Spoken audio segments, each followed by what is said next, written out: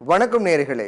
நாடாளுமன்ற தேர்தல் நெருங்கியிருக்கும் நிலையில் தமிழகத்தில் இருக்கக்கூடிய ஒவ்வொரு எம்பி தொகுதிகளிலும் மக்களின் தீராத பிரச்சனைகள் என்ன, தீர்க்கப்பட்ட பிரச்சனைகள் என்ன, 5 ஆண்டுகளாக தொகுதியை வலம் வந்த எம்பிக்களின் செயல்பாடுகள், மக்களின் கோரிக்கைகளை அலசி ஆராயும் சிறப்பு தொகுப்பான உங்கள் தொகுதி உங்கள் எம்பி ரிப்போர்ட் கார்டு இன்றைய தொகுப்பில் திண்டுக்கல் மக்களவை தொகுதியை பற்றியும் திண்டுக்கல் எம்பி வேலுச்சாமி செய்ததும் செய்ய தவறியதும் என்னென்ன என்பதை தற்போது விரிவாக பார்க்கலாம்.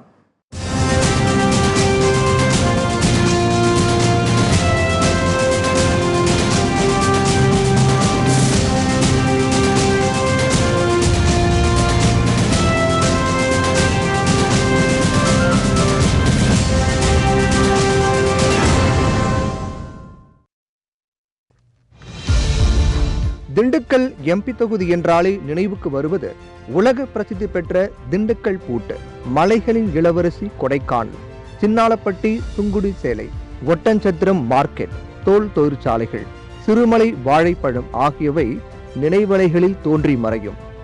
மலைகளும் கிராமங்களும் சூழ்ந்த திண்டுக்கல் தொகுதியில் மல்லிகை, முல்லை, கனகாம்பரம் உள்ளிட்ட பல்வேறு வகையான பூக்கள் பயிரிடப்பட்டு வெளிநாடுகளுக்கு தினம்தோறும் அனுப்பப்படுகிறது. மாம்பழம், மலைப்பழம், பன்னீர் திராட்சை, கொய்யா உள்ளிட்ட காய்கனி விவசாயமும் கணிசமாக நடைபெற்று வருகிறது. நிலக்கோட்டை ரெடிமேட் ஆலைகள் இந்திய ஜவுளி சந்தையில் முக்கிய இடத்தை வகிக்கின்றன. தினம்தோறும் ஆயிரக்கணக்கான சுற்றுலா பயணிகள் வருகை தரும் சுற்றுலா தலமான கொடைக்கானலை சுற்றியுள்ள மலைப்பகுதிகளில் விளையும் மிளகு, காஃபி கொட்டை, ஏலக்காய், வெள்ளைப்பூண்டு, உருளைக்கிழங்கு, பீட்ரூட், கேரட், பட்டர் பீன்ஸ் மற்றும் பட்டாணி உள்ளிட்ட காய்கறிகளும் பெருமளவில் விளைகின்றன. தமிழகத்தில் 2வது மிகப்பெரிய காய்கறி சந்தையான ஒட்டன்சத்திரம் காய்கறி மார்க்கெட், பழனி ஆன்மீக தலம் ஆகியவையும் திண்டுக்கலின் பெருமையை பறைசாற்றுபவை. ஆனால் தற்போது திண்டுக்கல் என்றால் பூட்டு என்று சொல்லும் காலம் போய் தற்போது பூட்டு தொழிலும் தோல் தொழிற்சாலைகள் முற்றிலுமாக நலிவடைந்து வருவது பூட்டு உற்பத்தி தொழிலாளர்களின் வாழ்வாதாரத்தை கேள்விக்குறியாக்குகிறது. திண்டுக்கல் நாடாளுமன்ற தேர்தலில் பழனி, ஒட்டன்சத்திரம், நிலக்கோட்டை, நத்தம், ஆத்தூர் உள்ளிட்ட 6 தொகுதிகள் உள்ளன. திண்டுக்கல் எம்பி தொகுதியின் தேர்தல் வரலாற்றை பொறுத்தவரை முதன்முறையாக பொது தேர்தல் நடைபெற்ற 1952ஆம் ஆண்டு முதல் தற்போது வரை 17 மக்களவை எம்பிக்கள் தேர்வு செய்யப்பட்டுள்ளனர். காங்கிரஸ் கட்சியே திண்டுக்கல் தொகுதியில் அதிக முறை வெற்றி பெற்றுள்ளது. காங்கிரஸ் எம்பிக்கள் 5 முறை தொகுதியை கைப்பற்றியுள்ளனர். திராவிட முன்னேற்றக் கழகம் 4 முறை வென்றுள்ளது. அண்ணா திராவிட முன்னேற்றக் கழகம் 6 முறை வெற்றி பெற்றுள்ளது. தமிழ் மாநில காங்கிரஸ் 1 முறை வென்றுள்ளது. திண்டுக்கல் மக்களவை தொகுதியில் மொத்த வாக்காளர்களின் எண்ணிக்கை 16,37,511 பேர் உள்ளனர்.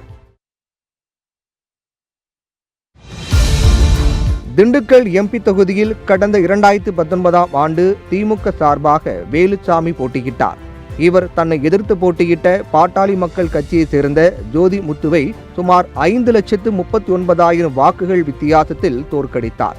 மொத்தம் பதிவான 7,46,523 வாக்குகளில் 64.60 விழுக்காடு வாக்குகளை பெற்று தமிழகத்திலேயே அதிக வாக்குகள் பெற்று வெற்றி வாகை சூடிய நாடாளுமன்ற உறுப்பினராக வேலுச்சாமி தேர்ந்தெடுக்கப்பட்டார். திண்டுக்கல் எம்பி நாடாளுமன்றம் சென்ற நாட்கள் 266. திண்டுக்கல் எம்பி வேலுச்சாமி மக்களவையில் கேட்ட கேள்விகள் 210. கடந்த நாடாளுமன்ற தேர்தலில் அமோக வெற்றி பெற்று வேலுச்சாமி எம்பி ஆனாலும் திண்டுக்கல் தொகுதியில் சொல்லக்கூடிய மிகப்பெரிய பணிகள் எதையும் செய்யவில்லை என்பது பொதுமக்களின் பொதுவான குற்றச்சாட்டாக இருக்கிறது. அந்த வகையில் திண்டுக்கல் தொகுதி மக்களின் கோரிக்கைகள் என்னென்ன என்பதை தற்போது பார்க்கலாம். திண்டுக்கல் தொகுதி மக்களின் கோரிக்கைகள்: கொடைக்கானலில் தேசிய நெடுஞ்சாலைகள் தரமானதாக இல்லை. வனவிலங்குகளால் விவசாயிகளுக்கு பாதிப்பு. வெள்ளைப்பூண்டு விற்பனை மையம் தேவை. மாம்பழக்குழு தொழிற்சாலை அமைய வேண்டும். குடிசை தொழிலான ஆடை உற்பத்தி தொழிலை மேம்படுத்த கோரிக்கை. மத்திய அரசின் ஜவுளி பூங்கா, சிப்காட் போன்ற நிறுவனங்கள் அமைக்கவில்லை. சின்னாளப்பட்டி சுங்குடி சேலை தர மேம்பாட்டுக்கு நடவடிக்கை. காய்கறிகள், பழங்களை பதப்படுத்தும் கூடம் அமைக்க நடவடிக்கை. வாசனை திரவிய தொழிற்சாலை, ஒயின் தொழிற்சாலை அமைக்கவில்லை. சிறுமலையை சுற்றுலா தலமாக மேம்படுத்தவில்லை. கொடைக்கானலுக்கு ரோப்கார் சேவை அமைக்கவில்லை உள்ளிட்ட பல்வேறு கோரிக்கைகள் உள்ளன. சுற்றுலா தலமான கொடைக்கானலில் தேசிய நெடுஞ்சாலைகள் தரமானதாக இல்லை. மத்திய அரசின் மூலம் சுற்றுலா தலங்களை மேம்படுத்துவதற்கு எந்த ஒரு முயற்சியும் செய்யவில்லை. தொடர்ந்து வனவிலங்குகளால் விவசாயிகள் பாதிக்கப்பட்டு வருகின்றார்கள். அதற்கு உரிய நடவடிக்கை எடுக்கவில்லை என்ற குற்றச்சாட்டு நிரந்தரமாக இருக்கிறது. இந்நிலையில் திண்டுக்கல் மக்கள் முன்வைக்கக்கூடிய குறைகள், கோரிக்கைகள் மற்றும் திண்டுக்கல் தொகுதியின் எம்பி வேலுச்சாமி தொகுதிக்கு தான் என்னென்ன செய்தேன் என்பதை தெரிவிப்பதை தொடர்ந்து நாம் பார்க்கலாம். கடந்த 2019 வருடம் பாராளுமன்ற எலெக்ஷனில் திமுக சார்பாக போட்டியிட்டு வெற்றி பெற்ற வேலுச்சாமி எம்பி என்பவர் கடந்த 5 வருடமாக திண்டுக்கல் தொகுதிக்குள்ள எந்த இடத்துலையும் பொதுமக்கள் சேவைக்காக பார்த்ததும் கிடையாது. ஒரு பாராளுமன்ற வேட்பாளர் என்பது மிகப்பெரிய உன்னதமான பணி. அதாவது ஒரு 6 சட்டமன்றத்தில் இருந்து 6 சட்டமன்றத்தை ஒன்று சேர்ந்து 6 சட்டமன்ற வாக்குகளை பதிவு செஞ்சு ஒரு பாராளுமன்றத்தில் இந்த மக்களுக்கான பிரதிநிதியாக அவரை தேர்ந்தெடுத்து அனுப்பியிருக்காங்க. அந்த பாராளுமன்றத்தில் தேர்ந்தெடுக்கப்பட்ட வேலுச்சாமி எம்பி என்பவர் தனது கட்சி பணியை மட்டும்தான் சிறப்பாக செஞ்சுக்கிட்டு இருக்காரே ஒழிய பொதுமக்களின் அடிப்படை தேவைகளை எதையுமே இதுவரை நிறைவேற்றவில்லை. தமிழ்நாட்டில் அதிகப்படியான வாக்குகள் வித்தியாசத்தில் வெற்றி பெற்றவர் தான் மரியாதைக்குரிய வேலுச்சாமி அவர்கள். ஆனால் தான் வெற்றி பெற்று மக்களின் உன்னத பணியை எதையுமே செய்யாமல் மக்களின் நலத்திட்டங்கள் எதற்குமே வரல. திண்டுக்கல்லை சுற்றியுள்ள பகுதி எந்த பகுதியில் நீங்கள் சர்வே எடுத்து பாருங்கள், எம்பி யார் என்பது பொதுமக்கள் யாருக்குமே அவரை பற்றி விவரம் தெரியாது. இன்னொரு விஷயம், பாராளுமன்ற தொகுதி மேம்பாட்டு நிதின்னு ஒன்று இருக்குது. அந்த நிதியை எப்படி முறைப்படி எம்பி தொகுதி தன்னுடைய தொகுதிக்கு எவ்வாறு செலவிட்டார்ன்றதும் தெரியல. முன்னால் இருந்த எம்பி ஒவ்வொருத்தரும் ஒவ்வொரு பகுதிக்கு சிறப்பான முறையில் செயல்பட்டு வந்தாங்க. ஆனால் திண்டுக்கல் பாராளுமன்ற தொகுதிக்கு தேர்ந்தெடுக்கப்பட்ட ஐயா வேலுச்சாமி அவர்கள் மட்டுமே பாராளுமன்ற தொகுதி மேம்பாட்டு நிதி மட்டும் இல்லாமல் மத்திய அரசு நேரடியாக நமது திண்டுக்கல் பாராளுமன்றத்திற்கு மக்கள் பணிக்காக செயல்படுத்தக்கூடிய எந்த நலத்திட்டங்களையும் நம்ம பகுதிக்கு கொண்டு வந்தால் இவரே தெரியல. திண்டுக்கல் மக்களின் நீண்ட நாள் கோரிக்கையாக ரயில் பிரச்சனையாக இருந்துச்சு. அதாவது வட மாவட்டத்தை தென் மாவட்டத்தை இன்றைக்கி திண்டுக்கல் மையப்பகுதியாக இருக்குது. அந்த மையப்பகுதியில் தான் ரயில் போக்குவரத்து அதிகப்படுத்துறதுக்கு பல்வேறு கோரிக்கை வலியுறுத்தப்பட்டது. அந்த கோரிக்கையில் மிக முக்கியமாக பார்த்தீங்கன்னா வணிகர் சங்க அமைப்பு மட்டும்தான் திண்டுக்கல்ல தேஜஸ் ரயிலில் நிப்பாட்டணும்னு சொல்லி பல்வேறு கோரிக்கையை வலியுறுத்தி அது மத்திய அரசு செவிசாச்சு. அதன் அடிப்படையில் தான் தேஜஸ் ரயில் திண்டுக்கல்ல நின்று செல்ல வேண்டிய சூழ்நிலை ஏற்பட்டது. இதன் அடிப்படையில் பார்க்குறப்ப திண்டுக்கல்லை சுற்றி 6 சட்டமன்றத்திலையும் ஒவ்வொரு சட்டமன்றமும் ஒரு சிறப்பு வாய்ந்த தொழிலில் விளங்கி கொண்டிருக்கிறது. அந்த சிறப்பு வாய்ந்த தொழிலை எக்ஸ்போஸ் பண்ணி வெளியில் கொண்டு போய் மக்களின் அடிப்படை ஆதாரத்திற்கும் மக்களின் வாழ்வியல் வளர்ச்சிக்கும் பங்களிப்பை ஏற்படுத்திய விதமாக எந்தவித நடவடிக்கையும் மேற்கொள்ளலை. சமீப காலமாக அவர் பார்த்தீங்கன்னா கட்சி சார்ந்த நிகழ்ச்சிகள் மட்டுமே, கட்சி திருமணங்கள், காதுகுத்து இந்த நிகழ்ச்சிகள் மட்டுமே வேலுச்சாமி பங்கெடுக்கிறதா தெரியுது. ஆனால் பொது விஷயத்துக்கு எதிரையுமே இவர் பங்கெடுத்து கொண்டது கிடையாது. மத்திய அரசுகள் வழங்கக்கூடிய நலத்திட்டங்களை திண்டுக்கல் பாராளுமன்றத்தில் செயல்படுத்தக்கூடிய எந்த ஒரு வளர்ச்சி பணியிலே அவர் மேற்கொள்ளன்றது என்னுடைய கருத்து. இன்னொன்று, பாராளுமன்ற எம்பி யார் என்பதே திண்டுக்கல் பெருவாரியான மக்களுக்கு தெரியவில்லை என்பதே ஆகும். மத்திய அரசு வழங்கக்கூடிய நிதியிலேருந்து அவர் எதுவும் கொண்டு வரல. ஒவ்வொரு மத்திய அரசு வழங்கக்கூடிய நிதியை காட்டிலும் பாராளுமன்ற தொகுதி மேம்பாட்டு நிதி என்று ஒரு தனி ஃபண்ட் அலாட் பண்ணி கொடுத்துருப்பாங்க. அந்த ஃபண்ட் அலாட்மெண்ட்டை நமது திண்டுக்கல் மத்திய பகுதியில் எந்த விதத்தில் அவர் செலவு பண்ணாருன்னு எனக்கு தெரிஞ்ச வரை ஒன்றுமே கிடையாது. ஏன்னு கேட்டீங்கன்னா திண்டுக்கல் பல்வேறு தொழிற்சாலை நிறுவனங்கள் இருக்குது. சிறப்பு வாய்ந்த பல்வேறு விதமான தொழில்கள் திண்டுக்கல்ல இருக்குது. அதிகப்படியாக பார்த்தீங்கன்னா பூ ஏற்றுமதியிலையும் காய்கறி ஏற்றுமதியிலையும் திண்டுக்கல் சிறப்பான முறையில் விளங்கி கொண்டிருக்கிறது. அதை மேம்படுத்துவதற்காக கூட அவர் தன்னுடைய பாராளுமன்ற தொகுதி நிதியிலிருந்து எந்த விதமான செலவும் பண்ணலை. தன் தொகுதியின் நிலை குறித்து கூறும் எம்பி வேலுச்சாமி, திண்டுக்கல் தலைமையிடமாக கொண்டு மருத்துவக் கல்லூரி, மருத்துவமனை அமைய வேண்டும் உள்ளிட்ட மக்களவையில் தான் பேசிய முதல் பேச்சிலேயே தன் தொகுதிக்கான பல்வேறு வளர்ச்சி பணிகள் குறித்து பேசியதாகவும் அதில் பல கோரிக்கைகள் நிறைவேற்றி கொடுத்திருப்பதாகவும் தெரிவிக்கிறார். மதுரையிலிருந்து சென்னை சொல்லுகின்ற தேஜா ஸ்டைல் நம்முடைய தொழிலாளர்களும் மக்களும் ஒட்டுமொத்த கோரிக்கையாக திண்டுக்கல் நகரத்தில் நான் ஓட்டு கேட்க செல்லும்போது எனக்கு கோரிக்கை வைத்தது தேஜா ஸ்டைல் நின்று செல்ல வேண்டும் கோரிக்கை வைத்திருந்தார்கள். அதை இரண்டையுமே நான் பல முயற்சி எடுத்து அந்த துறையைச் சேர்ந்த அமைச்சரிடத்தில் பேசி அந்த தேஜா ஸ்டைல் நின்று செல்வதற்கும் அமிர்தா ரயிலில் கூட நின்று செல்வதற்கும் நான் அனுமதி பெற்று கொடுத்திருக்கிறேன். அதே போல் கொரோனா காலகட்டத்தில் நம்முடைய கொடைரோட்டிலிருந்து செல்கிற ரயில் 9 ரயில் ஸ்டாப்பேஜ் நிறுத்தியிருந்தார்கள், நிற்காமல் சென்று கொண்டிருந்தது. அது மக்கள் கோரிக்கை வைத்து பண்ணாங்க. நான் அமைச்சரிடத்தில் பேசி திரும்ப 4 ரயிலில் நின்று செல்வதற்கு நான் அனுமதி பெற்று கொடுத்திருக்கிறேன். மக்களின் பிரச்சனைகள் குறித்து பேசியுள்ளேன் என எம்பி வேலுசாமி கூறினாலும் திண்டுக்கல், சின்னாளப்பட்டி உள்ளிட்ட பல பகுதிகளுக்கு எம்பி வேலுசாமி வந்ததே இல்லை எனவும், நெசவு பூங்கா தேவை என மக்களின் கோரிக்கை இதுவரை நிறைவேற்றி தரப்படவில்லை எனவும் மக்கள் கூறுகின்றனர். மேலும் சின்னாளப்பட்டி பகுதிக்கு குடிநீர் வசதி இல்லை, நெசவாளர்கள் வாழ்வாதாரம் மேம்படவில்லை, ஆத்தூர் பகுதியில் நெல் கிடங்கு அமைக்க வேண்டும் உள்ளிட்ட பல்வேறு கோரிக்கைகளை முன்வைக்கின்றனர்.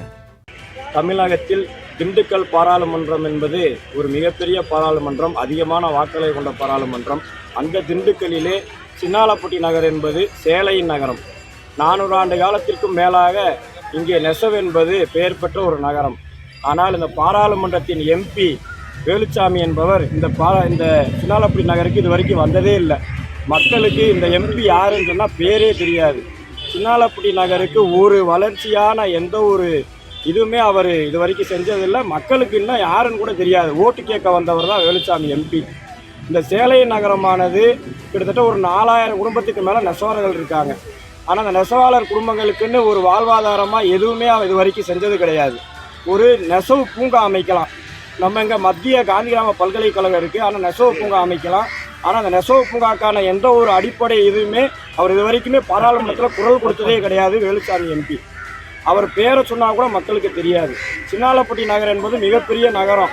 ஆத்தூர் சட்டமன்றத்திலே ஒரு பெரிய பேரூராட்சி, சிறப்பு நிலை பேரூராட்சி, நகராட்சி அடுத்த நிலை நகராட்சி கட்டத்தில் இருக்குது. ஆனால் இங்கே ஒரு தாலுக் அலுவலகமோ ஒரு அரசு மருத்துவமனையோ கிடையாது. ஆரம்ப சுகாதார நிலையம் மட்டும்தான் இருக்குது. ஆரம்ப சுகாதார நிலையத்திலையுமே மருத்துவர்கள் அங்கே 24 மணி நேரமும் பணி செய்கிறது கிடையாது. அது மாதிரி சின்னாளப்பட்டி நகருக்குன்ற எந்த ஒரு அடிப்படை வசதியும் இல்லை. குடிநீர் பிரச்சனையும் இருக்குது. 5 நாளைக்கு ஒரு முறை தான் குடிநீர் வருது. மித்த பக்கத்து கிராமங்கள்லாம் காவிரி கூட்டு குடிநீர்லாம் செஞ்சு வசதி ஏற்பாடு செஞ்சு கொடுத்துருக்காங்க. ஆனால் சின்னாளப்பட்டி நகருக்குன்னு குடிநீர் வசதி கிடையாது. ஒரு தொழிலை மேம்படுத்துவதற்கான எந்த ஒரு வசதியும் கிடையாது. நெசவாளர்களுடைய வாழ்வாதாரம் மேம்பட இது வரைக்கும் அந்த நம்ம பாராளுமன்ற எம்பியானவர் எந்த ஒரு குரல் கொடுத்ததில்லை. ஒரு நெசவாளர் வீட்டுக்கு கூட இது வரைக்கும் அவர் சந்தித்து என்ன குறைன்னு கேட்டது கிடையாது. சின்னாளப்பட்டி நகர் பக்கமே வந்தது கிடையாது. அதே மாதிரி ஆத்தூர் சட்டமன்றம் என்பது விவசாயத்திற்கு பேர் போன சட்டமன்றம். ஆத்தூரில் அரிசி நம்ம நெல் கிடங்கு அமைக்கணும். அது நீண்ட நாள் கோரிக்கை. அது மாதிரி தென்னை விவசாயம் ஜாஸ்தி. தென்னை விவசாயிகளுக்கு தென்னையின் மூலமாக நிறைய உற்பத்தி செய்யக்கூடிய நிறைய தொழில் உருவாக்கக்கூடிய வாய்ப்புகள் ஆத்தூரில் நிறையா இருக்குது. ஆனால் இதுவரைக்கும் இந்த பாராளுமன்ற எம்பியானவர் எந்த ஒரு வளர்ச்சி திட்டங்களையும் வளர்ச்சி பணிகளையும் நம்ம ஆத்தூர் சட்டமன்றத்திற்கோ, குறிப்பாக சின்னாளமாநகரில் 30,000க்கும் மேற்பட்ட வாக்காளர் இருக்காங்க. 50,000 மக்கள் வாழ்கிறாங்க. ஒரு நாளைக்கு 10,000 மக்கள் இங்கே செல்கிறாங்க. சேலை நகரமாக திகழக்கூடிய இந்த நகரத்திற்கு எந்த ஒரு அடிப்படை வசதியுமே அவருடைய வளர்ச்சி நிதியிலிருந்து ₹1 கூட இன்றைக்கி சின்னாளப்பட்டி நகருக்கு அவர் இது வரைக்கும் எதுவுமே செஞ்சதில்லை. எனவே பாராளுமன்ற தேர்தலிலே அவர் இங்கே வாக்கு சேகரிக்க வரும்பொழுது மக்கள் அவருக்கு சரியான பதிலடி கொடுக்க தயாராக இருக்கிறார். மத்திய பாஜக அரசு மீது பல்வேறு குற்றச்சாட்டுகளை முன்வைக்கும் எம்பி வேலுச்சாமி தன்னுடைய தொகுதிக்கு போதிய நிதி ஒதுக்கவில்லை எனவும், மேலும் தனக்கு முறையாக ஊதியம் கூட வழங்காமல் மத்திய பாஜக அரசு தொடர்ந்து நெருக்கடி கொடுத்ததாக கூறுகிறார். ஆனால் அதையும் தாண்டி மக்களின் பல தேவைகளை நிறைவேற்றி கொடுத்துள்ளதாக தெரிவிக்கிறார். ஒரு நாடாளுமன்ற உறுப்பினர் என்ற முறையில் பணி செய்ய வேண்டும் என்று நம்ம நினைத்த பொழுது கொரோனா காலகட்டத்தில் அப்படி முடங்கி போய்விட்டது. அப்பொழுது 2 வருடங்களாக எங்களுடைய நிதியும் கொடுக்கவில்லை. இந்த ஒன்றிய அரசாங்கம் நிதி மட்டுமல்ல, எங்களுடைய சம்பளத்தில் கூட பிடித்தம் பண்ணி வைத்திருந்தார்கள். அந்த அளவுக்கு இந்த மத்திய அரசாங்கம் எங்களை வேலையை செய்ய விடாமல் தடுத்திருந்தாலும் கூட நாங்கள் மக்களிடத்தில் சென்று என்னால் முடிந்த பணிகளை செய்திருக்கிறோம். குறிப்பாக என்னுடைய நிதியிலிருந்து அப்போ மொத்தம் 25 கோடி ரூபாய் 5 வருஷத்துக்கு கொடுக்க வேண்டிய நிதியில் 17 கோடி கொடுத்திருந்தார்கள். 8 கோடி ரூபாய் கொடுக்கவில்லை. அந்த 17 கோடி ரூபாயும் எல்லா தொகுதிகளுக்கும் பகிர்ந்து, குறிப்பாக பஸ் நிலப்படி அமைப்பதற்கு, ரேஷன் கடை கட்டுவதற்கு, பள்ளியினுடைய கட்டணங்களை சீரமைப்பதற்கு, பள்ளியினுடைய அந்த நிர்வாகத்துக்கு என்னென்ன தேவைப்படுகிறதோ அத்தனைக்கும் 17 தொகுதிகளுக்கும் பிரித்து பகிர்ந்து கொடுத்து அந்த பணிகளை நிறைவாக செய்திருக்கிறேன்.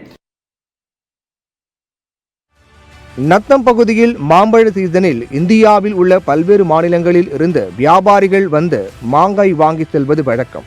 மாம்பழக்குள் தொழிற்சாலை அமைக்க வேண்டும் என்ற கோரிக்கை தொடர்ந்து பல ஆண்டுகளாக வலியுறுத்தப்பட்டு வருகிறது. விவசாயிகளின் முக்கிய கோரிக்கையான மாம்பழக்குள் தொழிற்சாலை அமைக்கப்படவில்லை என்பதும் பெரும் குற்றச்சாட்டாக இருக்கிறது. மேலும் ஒட்டன்சத்திரம் மாட்டு சந்தையில் சுங்க வசூல் முறைகேடு நடக்கிறது எனவும் கூறுகின்றனர். எம்பி வேலுச்சாமி அவர்களுடைய பணி சம்பந்தமாக நல்ல அபிப்பிராயம் இருக்குது. அதே சமயத்தில் சில விமர்சனங்களும் இருக்குது. ஒட்டஞ்சத்திரம் மாட்டுச்சந்தையில் ஒரு மாடு உள்ளே போக 500 ரூபா, வெளியே வர 500 ரூபா. கடந்த 2-3 வருடங்களாக அடாவடியாக சுங்க வசூல் நடைபெற்று கொண்டிருந்தது. பலமுறை தமிழ்நாடு விவசாயிகள் சங்கம் மாவட்ட ஆட்சியரிடம் மனு கொடுத்தும் எம்பி அவர்களிடம் மனு கொடுத்தும் நடவடிக்கை இல்லாத போது இந்த ஒரு 3 மாதங்களுக்கு முன்னாடி நகராட்சி நிர்வாகமும் மாவட்ட நிர்வாகம் தலையீடு செய்து அந்த சுங்க வசூல் கட்டணத்தை முறை செய்திருக்கிறார்கள். அதே சமயம் மீண்டும் அங்கு சுங்க கட்டணங்கிறது முறைகேடு தலை தூக்கியுள்ளது. இதில் எம்பி தலையீடு செய்ய வேண்டும். அதே போல் கள்ளிமந்தயம் பகுதியில் சிப்காட் கொண்டு வருவதற்கு கடும் முயற்சிகள் நடந்தபோது தமிழ்நாடு விவசாயிகள் சங்கம் இப்பகுதி விவசாயிகளை அழித்து, விவசாயத்தை அழித்து தொழில் வளர்ச்சி தேவையில்லை, கண்ணை விற்று சித்திரம் வாங்க தேவையில்லை என்று கூறிய போது எம்பி வேலுச்சாமி அவர்கள் தமிழ்நாடு விவசாயிகள் சங்கத்தினுடைய கோரிக்கையோடு ஒன்றிணைந்து அந்த பகுதியில் சிப்காட் வராமல் இருக்க வழி செய்தார்கள். அதே சமயம் அந்த பகுதியில் செங்காந்தல் மலர் எனப்படும் கண்வெளி கிழங்கு விதைகளை விவசாயிகள் உற்பத்தி செய்து வருகிறார்கள். எங்கோ இருக்கக்கூடிய சில வியாபாரிகள் அதனுடைய விலையை நிர்ணயிக்கிறாங்க. ஒரு 4000 ரூபாய்க்கு விற்க வேண்டிய அந்த கண்வெளி கிழங்கு விதை இப்போது 2300, 2500க்கு கூட வாங்க முடியாமல் உள்ளது. அப்படி என்றால் அரசு அதில் தலையீடு செய்யணும், முதலீடு செய்யணும். செங்காந்தல் மலர், முருங்கைப்பூ இப்படி போன்ற மதிப்பு கூட்டு பொருட்களுக்கு ஒரு மதிப்பு கூட்டு சந்தையை உருவாக்க வேண்டும். அதற்கு எம்பியிடம் பலமுறை மனு கொடுத்தும் அவர் செவிசாய்க்கவில்லை. தமிழக அரசு உடனடியாக அந்த விவசாயிகளை பாதுகாக்க நடவடிக்கை எடுக்க வேண்டும். பொதுவாக விவசாயிகளுக்கு போதிய வருமானம் இல்லாத போது அவர்களுடைய விளைபயிர்களுக்கு, விவசாய விளைபயிர்களுக்கு உரிய விலை கிடைப்பதற்கான ஏற்பாடு செய்வேன் என்று பலமுறை வாக்குறுதிகள் கொடுத்திருந்தார்கள் எம்பி அவர்கள்.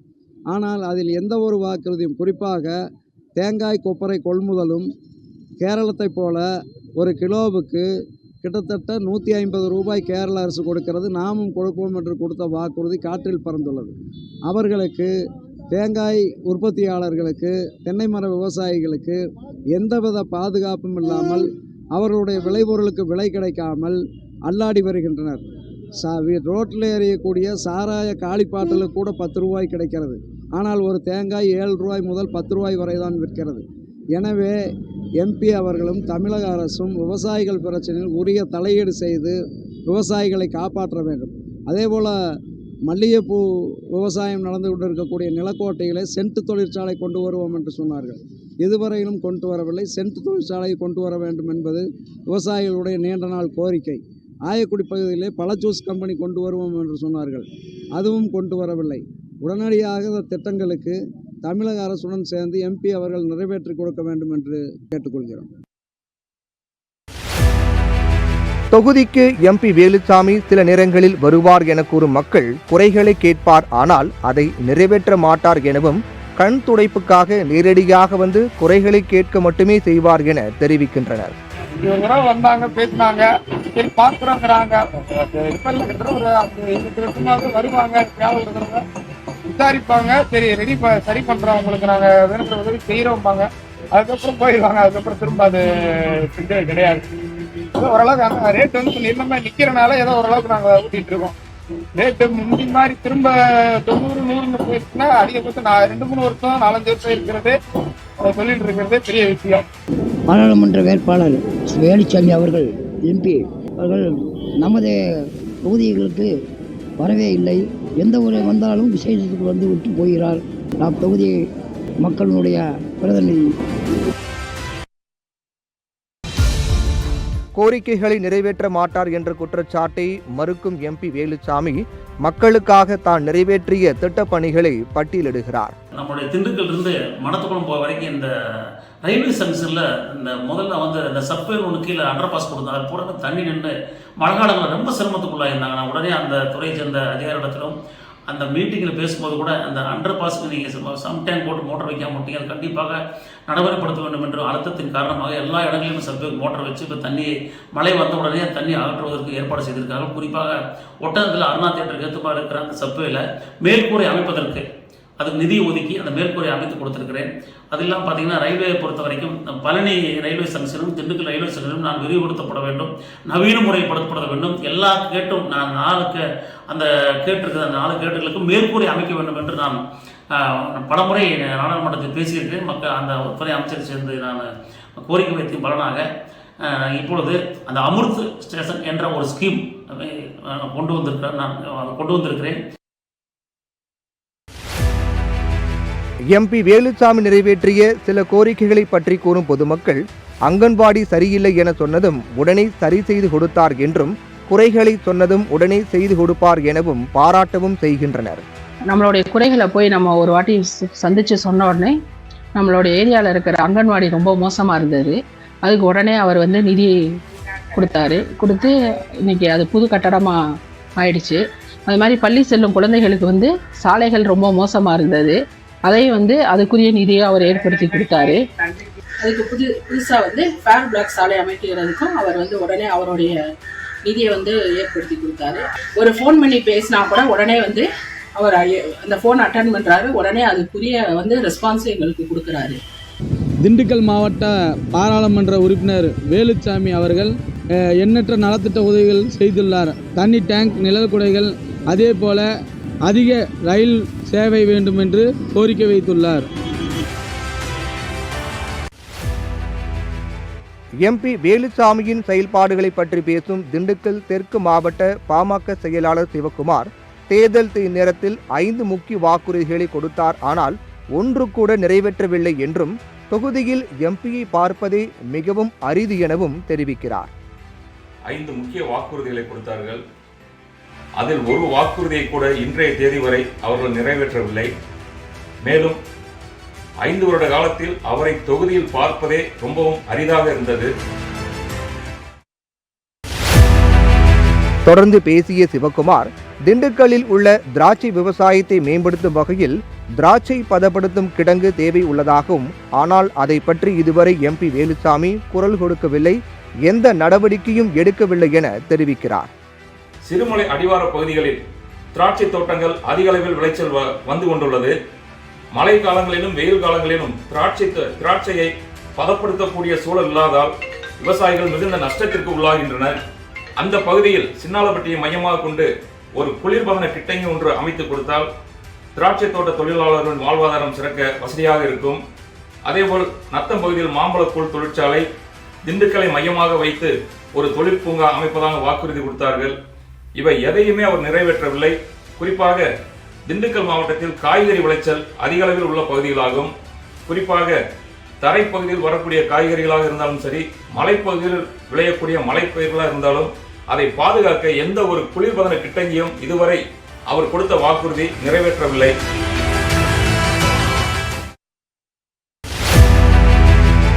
மேலும் தொடர்ந்து பேசும் திண்டுக்கல் தொகுதி மக்கள், கொடுத்த வாக்குறுதியில் ஒன்று கூட நிறைவேற்றவில்லை என்றும், ஏதேனும் தேவை இருந்து கோரிக்கை மனு கொடுத்தால் அதையும் பொருட்படுத்தவில்லை எனவும் குற்றம் சாட்டுகின்றனர். கடந்த முறை இங்கே அதிக ஓட்டு வித்தியாசத்தில், தமிழகத்திலே அதிக ஓட்டு வித்தியாசத்தில் ஜெயித்த இந்த தொகுதி எம்பி இது முடிய எந்தவித உதவியும் எங்களுக்கு செய்யவில்லை. கொடைக்கானலுக்கும் சுற்றுலாத்தலத்தை மேன்மைப்படுத்துவேன், ஒரு சின்ன சிங்கப்பூர் மாதிரி மாற்றுவேன், 3ஆவது வழித்தடத்தை ஓப்பன் பண்ணுவேன்னு சொல்லி பல வாக்குறுதியை கொடுத்தாரு. கொடுத்த வாக்குறுதியில் ஒரு வாக்குறுதி கூட இது முடிய நிறைவேற்றலை. இந்த 5 வருஷமாக எந்தவித நல்லது கிட்டத்துக்கு எதுக்குமே இங்கே கலந்துக்கல. எம்பியை நாங்கள் பார்க்க முடியாமல் இருந்துச்சு. கண்டா வர சொல்லுங்கிற சூழ்நிலையில் நாங்கள் இருந்தோம். கடந்த சில வாரங்களாக எம்பி தேர்தல் வருவதை முன்னிட்டு கடந்த சில வாரங்களாக எம்பி இங்கே தலை காட்டிகிட்டு இருக்காரு. நாங்களும் கோரிக்கை மனு கொடுத்தா ஒரு காகித பேப்பர் மாதிரி வாங்கி வச்சுக்கிட்டு எந்தவித குறைகளும் செவிசாவிக்காமல் ஒரு ஜெயிக்கிறங்கிற மப்பில் தெரிகிறாரு. ஆனால் கண்டிப்பாக அவர் அடுத்து ஜெயிக்க முடியாது. குற்றச்சாட்டுகளை மறுத்து தான் கொண்டு வந்த திட்டப்பணிகள் குறித்து பேசும் எம்பி வேலுச்சாமி, திண்டுக்கல்லை ஸ்மார்ட் சிட்டி திட்டத்தின் கீழ் மேம்படுத்துவதே தன் லட்சியம் என கூறுகிறார். மேலும் 100 நாள் வேலை திட்ட பணிகளுக்கு மத்திய பாஜக அரசு ஊதியம் தர மறுக்கிறது எனவும், அத்தனையும் சமாளித்து மக்களுக்கான பணியை தொடர்ந்து செய்து வருவதாக தெரிவிக்கிறார். முதல் கன்னி பேச்சிலேயே திண்டுக்கல்லை தலைமையிடமாக வைத்து மருத்துவக் கல்வி கொண்டு வர வேண்டும் என்று நான் ஆணித்தரமாக சொல்லியிருந்தேன். அந்த கோரிக்கையை ஏற்று ஒன்றிய அரசாங்கம் திண்டுக்கல்லை தலைமையிடமாக வைத்து மருத்துவமனை கொண்டு வந்தார்கள். மருத்துவக் கல்லூரி நாங்கள் என்ன சொன்னோம்னா, மருத்துவக் கல்லூரி பழனிக்கு கொண்டு வர வேண்டும், பழனி தான் அந்த மக்கள் தான் அதிகமாக இங்கு வருகிறார்கள், தூரமாக வருகிறார்கள் என்று சொன்ன காரணத்தினால் கல்லூரி திண்டுக்கல்லிலும் மருத்துவமனை பழனியில் அமைப்பதற்கு நான் ஏற்பாடு செய்திருக்கிறோம். அது ஒரு பெரிய வெற்றி தான். அது இன்னொன்று, அந்த ஸ்மார்ட் சிட்டி என்று சொல்லக்கூடிய அந்த ஸ்கீமில் வந்தால் திண்டுக்கல்லுடைய மாநகராட்சியை அற்புதமாக வரும். அந்த ஸ்கீம் வர்றதுக்கு மக்கள் தொகை எண்ணிக்கை கம்மியாக இருக்குன்னு சொன்ன காரணத்தினால் சுற்றுயுள்ள ஊராட்சிகளை ஒன்றிணைத்த பொழுது அதுக்கு பிற்பாடி அந்த ஸ்மார்ட் சிட்டி என்ற ஒரு ஸ்கீமை கொண்டு வந்து அந்த திட்டத்தை எல்லாம் கொண்டு வந்து கண்டிப்பாக உறுதுணையாக இருந்து திண்டுக்கல் மாநகராட்சி அழகு பிறந்த மாநகராட்சி மாற்றுவதற்கு உறுதுணையாக இருந்து கண்டிப்பாக செய்வேன்.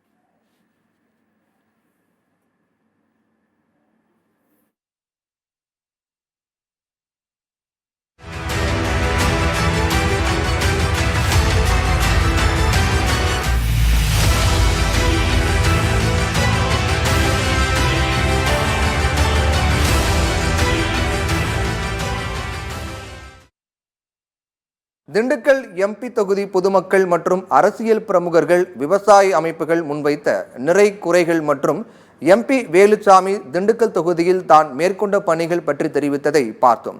தொடர்ந்து அங்கிருக்கக்கூடிய பரவலான பிரச்சனைகள் மற்றும் எம்பி முயற்சியால் நிறைவேற்றப்பட்டவை என்ன என்பதை தற்போது பார்க்கலாம். ஆத்தூர் பகுதியில் உள்ள சின்னாலப்பட்டி சுங்குடி சேலை தற்போது வரை இப்பகுதியில் உள்ளவர்கள் அனைவரும் வீடுகளிலும் சிறு தொழிலாகவும் உள்ளது. இப்பகுதியில் ஜவுளி உற்பத்தியை மேம்படுத்தும் வகையில் எந்தவொரு நடவடிக்கையும் எடுக்கப்படவில்லை என்ற குற்றச்சாட்டு உள்ளது. ஜவுளி தொழில் உற்பத்தியில் முக்கிய பங்கு வகித்தாலும் தொகுதியில் மத்திய அரசின் சார்பாக ஜவுளி பூங்கா, சிப்காட் போன்ற நிறுவனங்கள் அமைப்பதற்கு முயற்சி செய்யவில்லை என குற்றச்சாட்டும் பரவலாக இருக்கிறது. பழனி முருகன் கோயிலுக்கு நாள்தோறும் பல்லாயிரக்கணக்கானோர் வருகை தரும் ஆன்மீக சுற்றுலா தலமாக திகழ்ந்த போதும் நவீன அடிப்படை வசதிகள் மேற்கொள்ளப்படவில்லை என்ற குற்றச்சாட்டும் எழுந்துள்ளது. ஆயக்குடி பகுதியில் மா, கொய்யா, நாவல், வாழை உள்ளிட்ட பல்வேறு பழங்கள் அதிக அளவு விவசாயம் செய்யப்பட்டு வருகிறது. கொய்யா பழத்திற்கும் மாம்பழத்திற்கும் பதப்படுத்தும் கூடம், மா மற்றும் கொய்யாக்கூழ் தொழிற்சாலை அமைக்க வேண்டும் என்ற கோரிக்கை தொடர்ந்து வைக்கப்படுகிறது. நிலக்கோட்டை பகுதியில் ஆயிரக்கணக்கான ஏக்கரில் மல்லிகை, முல்லை, கனகாம்பரம் உள்ளிட்ட பூக்கள் விவசாயம் நடைபெற்று வருகிறது. பூக்களின் விலை குறையும் போது, பூக்கள் வரத்தை அதிகரிக்கும் போதும் விவசாயிகள் மிகவும் பாதிக்கப்படுகின்றனர். பூக்களை சேமிப்பதற்கும் பூக்கள் மூலம் வாசனை திரவியங்கள் உற்பத்தி செய்வதற்கும் மத்திய அரசு மூலம் நிறுவனங்கள் எதுவும் கொண்டு வரவில்லை. பல ஆண்டு கோரிக்கையை நிறைவேற்ற யாரும் முன்வரவில்லை. வாசனை திரவிய தொழிற்சாலை வந்தால் விவசாயிகளுக்கு நியாயமான விலை கிடைக்கும் என்ற கோரிக்கை தொடர்ந்து வைத்தாலும் அதற்கு எந்த நடவடிக்கையும் எடுக்கப்படவில்லை என்றும் கூறப்படுகிறது. ஒட்டன்சத்திரம் காய்கறி சந்தையிலிருந்து வெளி மாவட்டங்கள், வெளி மாநிலங்களுக்கு அனுப்பப்படும் காய்கறிகள் கடந்த காலங்களில் ரயில் மூலம் அனுப்பப்பட்டது. தற்போது ஒட்டன்சத்திரம் காய்கறி சந்தை 10 கிலோமீட்டர் தள்ளி உள்ள தங்கச்சி அம்மாப்பட்டி தனியார் பகுதிக்கு கொண்டு செல்லப்பட்டதால் கேரளா உள்ளிட்ட மாநிலங்களுக்கு அனுப்பப்படும் காய்கறிகள் தற்போது வாகனங்கள் மூலம் அனுப்பப்படுவதால் காய்கறிகள் விலை ஏற்றம் அதிகளவு உள்ளது. அதிகளவு விவசாயம் செய்யப்படும் கண்ணுவலி கிழங்கு 3000 ரூபாய் வரை விற்பனை செய்து வந்த நிலையில் தற்போது 900 ரூபாய்க்கு விற்பனையாவதால் விவசாயிகள் பாதிக்கப்படுகின்றனர். சிறுமலை வாழைப்பழம், கண்ணுவலி கிழங்கு உள்ளிட்ட அரிய வகை விவசாய விளை பொருட்களுக்கு உரிய விலை கிடைக்கவில்லை என்று விவசாயிகள் வேதனைப்படுகின்றனர். இந்நிலையில் திண்டுக்கல் எம்பி வேலுச்சாமி தன் முயற்சியால் நிறைவேற்றப்பட்ட திட்டங்கள் என்ன என்பதை பார்க்கலாம். திண்டுக்கல் மருத்துவக் கல்லூரி அமைக்கப்பட்டது. பழனியில் மருத்துவ இணை இயக்குனர் மருத்துவமனை அமைக்கப்பட்டது. பல ஆண்டுகளாக நிலுவையில் இருந்த மேம்பால பணிகள் முடிவடைந்தது. கொடைக்கானல் மலை கிராம பகுதிகளில் மாணவ மாணவிகள் ஆன்லைன் மூலம் கல்வி வசதி பெற நடவடிக்கை மேற்கொள்ளப்பட்டது. கொடைக்கானல் மேல்மலை மற்றும் கீழ்மலை உள்ளிட்ட அனைத்து கிராமங்களிலும் முதலில் 17 செல்போன் கோபுரங்கள் அமைக்கப்பட்டது. மேலும் 31 செல்போன் கோபுரங்களும் கொண்டுவரப்பட்டு மாத கடைசியில் பயன்பாட்டுக்கு வருகிறது. திண்டுக்கல் மருத்துவக் கல்லூரி அமைக்கப்பட்டது.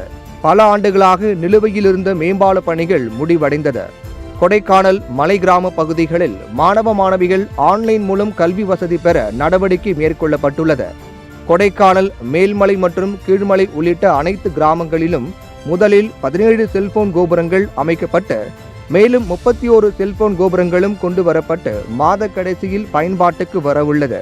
காமலாபுரம் பகுதியில் இருந்து உடுமலை மடத்துக்குளம் அருகே செல்லும் தேசிய நெடுஞ்சாலையில் உள்ள கிராம மக்களின் கோரிக்கையை ஏற்று சுமார் 300 கோடி ரூபாய் மதிப்பீட்டில் 20 இடங்களில் கிராமப்புற மேம்பாட்டு சாலைகள் அமைக்கப்பட்டுள்ளன. 5 ஆண்டு காலத்தில் 25 கோடி ரூபாய் பாராளுமன்ற உறுப்பினர் நிதி வழங்க வேண்டும். ஆனால் 17 கோடி ரூபாய் வழங்கியுள்ளனர். அதில் பள்ளிகளுக்கு கூடுதல் கட்டிடம் கட்டுதல், சேதமடைந்த வகுப்பறைகள், பராமரிப்பு பணிகள், நிழற்குடை, உயர்மின் கோபுரங்கள், ரயில்வே சாலைகளில் அமைக்கப்பட்டுள்ள பாதாள சுரங்கங்களில் தொடர்ந்து தண்ணீர் தேங்குவது தடுப்பதற்காக மேற்கூரைகள் அமைப்பதற்கு முயற்சி செய்து அது நிறைவேற்றப்பட்டுள்ளது.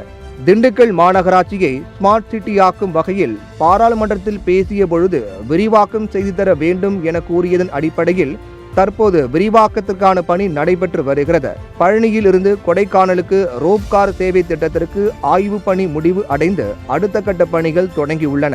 திண்டுக்கல் மாநகராட்சி பகுதியில் 3 மேம்பால பணிகளுக்கு திட்ட மதிப்பீடு வழங்கப்பட்டு நிதி ஒதுக்கப்பட்டுள்ளது. ரயில்வே சுரங்கப்பாதை 2 இடங்களில் அமைக்கப்பட உள்ளது.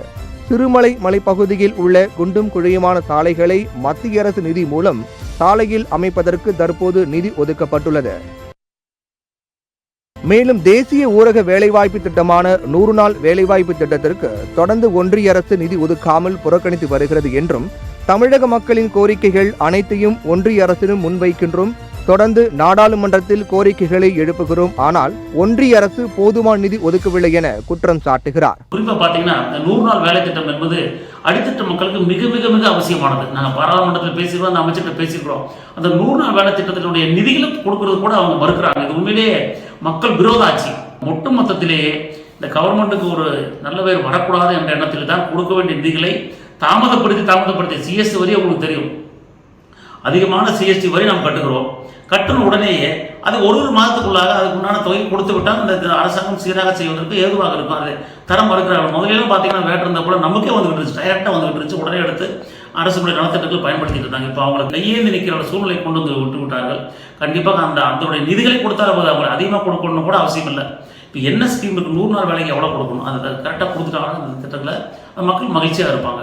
திண்டுக்கல் கொடைரோடு வழியாக 8 ரயில்கள் சென்று வந்தது. அதில் 8 ரயில்களும் கொடைரோடு ரயில்வே நிலையத்தில் நிறுத்தப்பட்டு சென்றது. கொரோனா காலகட்டத்தில் இருந்து ரயில்கள் நிறுத்தப்படவில்லை. தொடர்ந்து மக்களவையில் கோரிக்கை வைத்த நிலையில் தற்போது 4 ரயில்கள் நின்று செல்கின்றன. மேலும் தேஜஸ் ரயில் திண்டுக்கல் மற்றும் கொடைரோடு பகுதியில் நிற்க வேண்டும் என்று கோரிக்கை வைத்து தற்போது நின்று செல்கிறது. மேலும் மதுரை கொல்லம் ரயில் ஒட்டன்சத்திரத்தில் நின்று செல்வதற்கும் மக்களவையில் பேசி கொண்டு வந்தேன் என எம்பி வேலுச்சாமி தெரிவிக்கிறார். மேலும் நிலக்கோட்டையில் வாசனை திரவிய தொழிற்சாலை அமைப்பதற்கு மத்திய அரசிடம் பரிந்துரை செய்தபோது 40 விழுக்காடு நிதி மட்டுமே வழங்கப்படும், 60 விழுக்காடு நிதி அப்பகுதி மக்கள்தான் வழங்க வேண்டும் என்று கூறிவிட்டனர். இருந்தபோதும் தொடர்ந்து குரல் கொடுத்து நிச்சயமாக அதையும் நிறைவேற்றுவேன் என உறுதியளிக்கிறார் எம்பி வேலுச்சாமி. திண்டுக்கல் தொகுதி எம்பி வேலு செயல்பாடுகள் மற்றும் மக்களின் கருத்துகளின் அடிப்படையில் அவரின் ரிப்போர்ட் கார்டை இப்போது பார்க்கலாம். எம்பி வேலுச்சாமி அவர்களுடைய பணி சம்பந்தமாக நல்ல அபிப்பிராயம் இருக்குது. அதே சமயத்தில் சில விமர்சனங்களும் இருக்குது. இந்த சேலை நகரமானது கிட்டத்தட்ட ஒரு 4000 குடும்பத்துக்கு மேலே நெசவாளர்கள் இருக்காங்க. ஆனால் அந்த நெசவாளர் குடும்பங்களுக்குன்னு ஒரு வாழ்வாதாரமாக எதுவுமே அவன் இது வரைக்கும் செஞ்சது கிடையாது. தமிழ்நாட்டில் அதிகப்படியான வாக்குகள் வித்தியாசத்தில் வெற்றி பெற்றவர் தான் மரியாதைக்குரிய வேலுச்சாமி அவர்கள் கடந்த 5 வருடமாக திண்டுக்கல் தொகுதிக்குள்ள எந்த இடத்துலையும் பொதுமக்கள் சேவைக்காக பார்த்ததும் கிடையாது. ஒரு தடவை வந்தாங்க, பேசினாங்க, சரி பார்க்குறோங்கிறாங்க, விசாரிப்பாங்க, சரி சரி பண்ணுறோம், உங்களுக்கு நாங்கள் வேணுங்கிற உதவி செய்கிறோம்பாங்க, அதுக்கப்புறம் போயிடுவாங்க. அதுக்கப்புறம் திரும்ப அது செஞ்சது கிடையாது. ஒரு ஃபோன் பண்ணி பேசினா கூட உடனே வந்து அவர் அந்த ஃபோன் அட்டன் பண்ணுறாரு, உடனே அதுக்குரிய ரெஸ்பான்ஸ் எங்களுக்கு கொடுக்குறாரு. தேர்தல் வருவதை முன்னிட்டு கடந்த சில வாரங்களாக எம்பி இங்கே தலை காட்டிக்கிட்டு இருக்காரு. தொகுதியில் மக்களின் தேவைகள் அனைத்தையும் நிறைவேற்றவில்லை என்றாலும் ஓரளவு தொகுதி மக்களின் கோரிக்கையை வேலுச்சாமி நிறைவேற்றியிருக்கிறார். கொரோனா காலத்தில் 2 ஆண்டுகள் போதிய நிதி ஒதுக்கீடு இல்லாததால் மக்களின் முக்கிய கோரிக்கைகளை நிறைவேற்ற முடியவில்லை என்று கூறுகிறார் வேலுச்சாமி. மருத்துவக் கல்லூரி, மலை கிராமங்களில் செல்போன் கோபுரம் அமைத்தது உள்ளிட்ட திட்டங்களை நிறைவேற்றி இருப்பதையும் மறுக்க முடியாது. இதனால் ரிப்போர்ட் கார்டில் திண்டுக்கல் எம்பி சிறப்பான பணி, பரவாயில்லை, மோசம் என்ற 3 நிலைகளில் பரவாயில்லை என்ற மதிப்பெண்ணை பெறுகிறார். வரும் நாடாளுமன்ற தேர்தலில் திண்டுக்கல் மக்களவைத் தொகுதியில் மக்கள் யார் செய்ய போகிறார்கள் என்பதை நாம் பொறுத்திருந்துதான் பார்க்க வேண்டும். ஆனாலும் வெற்றி பெறும் எம்பி திண்டுக்கல் மக்களின் எதிர்பார்ப்புகள், கோரிக்கைகள், தேவைகள் அனைத்தையும் அறிந்து மக்கள் பணியாற்ற வேண்டும் என்பதே உங்கள் தொகுதி உங்கள் எம்பி ரிப்போர்ட் கார்டு தொகுதியின் நோக்கமாக உள்ளது. அடுத்து மற்றொரு தொகுதியின் ரிப்போர்ட் கார்டுடன் உங்களை சந்திக்கின்றோம். நன்றி.